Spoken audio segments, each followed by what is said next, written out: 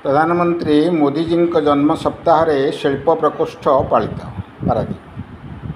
पारादीपगढ़ पारेश्वर मंदिर परिसर में भारतीय जनता पार्टी तरफ प्रधानमंत्री मोदी जी सप्ताहव्यापी जन्मदिन अवसर में सेवा सप्ताह और महिला मानू अनुदान कार्यक्रम करा जायथिला। शिल्प प्रकोष्ठ को नहीं एक कर्मशाला अनुष्ठित करा जायथिला।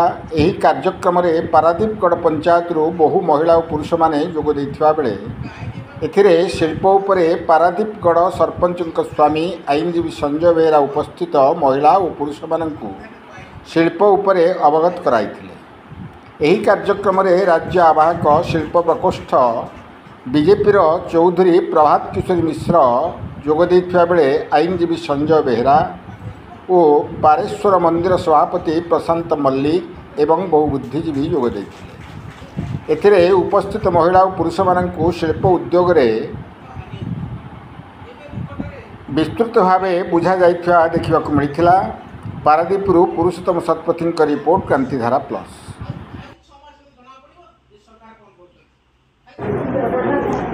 चौधरी प्रभात किशोरी मिश्र राज्य आवाहक शिल्प प्रकोष्ठ बीजेपी ओडिशा। आज आमर मोदीजी जन्मदिन उपलक्षे एक सेवा सप्ताह आम समस्ते पालन करुचु। राज्य शिल्प प्रकोष्ठ तरफ जगतसिंहपुर जिलार शिल्प प्रकोष्ठर सहयोगिता आज आम एक अन्नदान कार्यक्रम रखी माँ मानू से निमंत्रण करा जायतिला।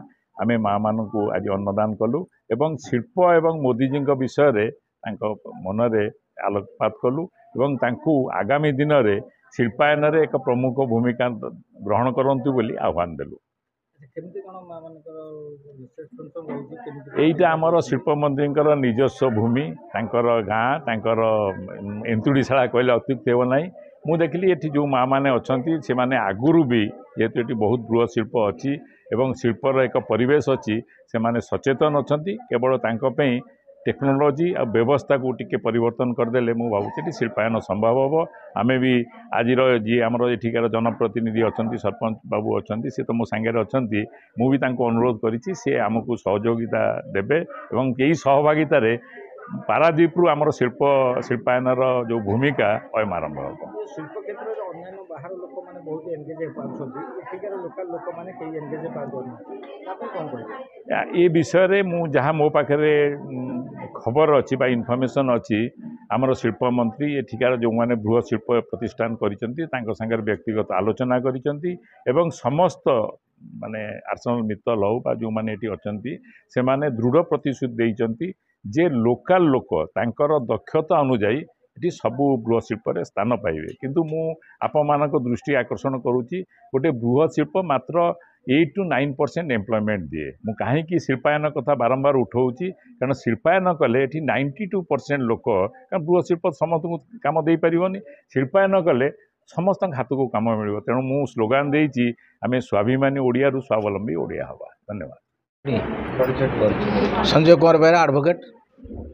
आज जो कार्यक्रम विषय कौन माननीय प्रधानमंत्री नरेंद्र मोदी चली जन्मदिन सप्ताह चली ये अवसर में आज आम ये शिल्प सप्ताह भाव में ग्रहण करुचु एवं आज माँ मान अन्नप्रसाद माध्यम आज जो मोदी जन्मदिन को पालन करागला। पारादीप अंचल एक शिल्प समृद्ध अंचल ये शह शह संख्यार कल कारखाना रही पाखापाखि 6-7टी पंचायत सहित संलग्न अच्छी कंपानी गुड़िक। तेणु आम स्वतंत्र योजना करेतु ये हूँ शिल्प मंत्री पंचायत। तेणु आम स्वतंत्र योजना करुँ माँ मान केमती निजुक्ति दबू या व्यतीत माँ मैंने केमी स्वावलंबी हो पारे से विभिन्न क्षुद्र शिल्प मध्यम गाँ गाँव में कुटीर शिल्प निर्माण करूँ।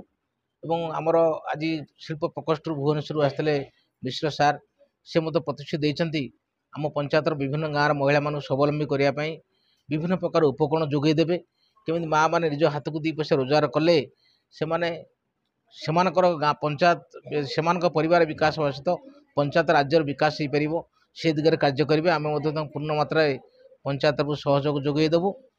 ଏଇ ଯୋଉ କହିଲେ ଆପଣ ଯେ ଭାଷଣରେ ଯେ ମା ମାନଙ୍କୁ ସବୁ 8,000 ଟଙ୍କା ଦିଆଯିବ, ଏଇଟା କ'ଣ ସହରାଞ୍ଚଳ ଏବେ ଏବେ ସହରାଞ୍ଚଳ ଗ୍ରାମାଞ୍ଚଳ ସବୁ ପାଇଁ ଲାଗୁ ଅଛି ଏବଂ ଏଟା ପଞ୍ଚାୟତକୁ ମଧ୍ୟ ଯୋଗାଇ ଦିଆଯାଇଛି ଯେ ପ୍ରତି ପରିବାରକୁ 8,000 ଟଙ୍କା ଯୋଗାଇ ଦିଆଯିବ ପରିବା ଚାଷ ପାଇଁ। ପୋଖରୀ ଖୋଳିବା ପାଇଁ ମଧ୍ୟ ତାଙ୍କୁ 3 ଲକ୍ଷ ଟଙ୍କା ପର୍ଯ୍ୟନ୍ତ ଆମେ ଦେଇପାରିବୁ ବିନା ମୂଲ୍ୟରେ। ପାଣି ପମ୍ପ ଦେଇପାରିବୁ। ତା ବ୍ୟତୀତ ବିଭିନ୍ନ ପ୍ରକାର ଯୋଜନା ଏବେ ସରକାର କେମିତି ମା ମାନଙ୍କୁ ସ୍ୱାବଲମ୍ବୀ କରିବା ପାଇଁ ଦେଉଛନ୍ତି। ଆମେ ଏଗୁଡ଼ିକ ପୂର୍ଣ୍ଣ ମାତ୍ରାରେ କେମିତି ଲୋକମାନଙ୍କ ପାଖରେ ପହଞ୍ଚିବ, ମା ମାନଙ୍କ ପାଖରେ ପହଞ୍ଚିବ ତା ପାଇଁ ମଧ୍ୟ ପୁରା ଯୋଜନାକୁ ରଖିଛୁ। ଏଇଟା ପଞ୍ଚାୟତ ମାଧ୍ୟମରେ ହବ ନା ପଞ୍ଚାୟତ ମାଧ୍ୟମରେ ହେଇପାରିବ, ମ୍ୟୁନିସିପାଲିଟି ମାଧ୍ୟମରେ ଏଗୁଡ଼ିକ କାର୍ଯ୍ୟକାରୀ ହେଉଛି। ଆଉ ତାହେଲେ ଏଇ ଯୋଉ ଆମର ଶିଳ୍ପର ସବୁ ଲୋକମାନେ ରହୁଛନ୍ତି ଏଠିକାର ଲୋକମାନେ ନିଯୁକ୍ତି ପାଇପାରୁନାହାନ୍ତି। ସେ କଥା ଦୀର୍ଘ 24 ବର୍ଷ ଧରି ଯେହେତୁ ଗୋଟିଏ ଦଳ ସରକାର ଥିଲା ତେଣୁ ସେମାନେ ସେଇ ପ୍ରକ୍ରିୟାରେ କାମ କରୁଥିଲେ। ଏବେ ଯେହେତୁ ଲୋକଙ୍କ ସରକାର ଆସିଲା ଆମେ ଆମ ଚାରିପଟେ ଥିବା କଳକାରଖାନା କର୍ତ୍ତୃପକ୍ଷଙ୍କ ସହିତ ଯୋଗାଯୋଗ କରିଛୁ। ମାନ୍ୟବର ମନ୍ତ୍ରୀ ମଧ୍ୟ ସେମାନଙ୍କୁ ଏକ ବୈଠକ ଡାକି ନିର୍ଦ୍ଦେଶ ଦେଇଛନ୍ତି ପ୍ରାଥମିକତା ଭିତରେ ସ୍ଥାନୀୟ ଲୋକଙ୍କୁ ନିଯୁକ୍ତି ଦେବେ ଏବଂ ଯାହା ଛୋଟ ମୋଟ କାମ ଅଛି ଦକ୍ଷତା ଯେଉଁମାନଙ୍କ ଯେଉଁ ହାରରେ ଅଛି ସେମାନଙ୍କୁ ନିଯୁକ୍ତି ଦେବା ପାଇଁ ସେମାନଙ୍କୁ ନିର୍ଦ୍ଦେଶ ଦେଇଛନ୍ତି ଏବଂ ସେ ପ୍ରକ୍ରିୟା ଏଇ ନିକଟ ଭବିଷ୍ୟତରେ ଆରମ୍ଭ ହେବ।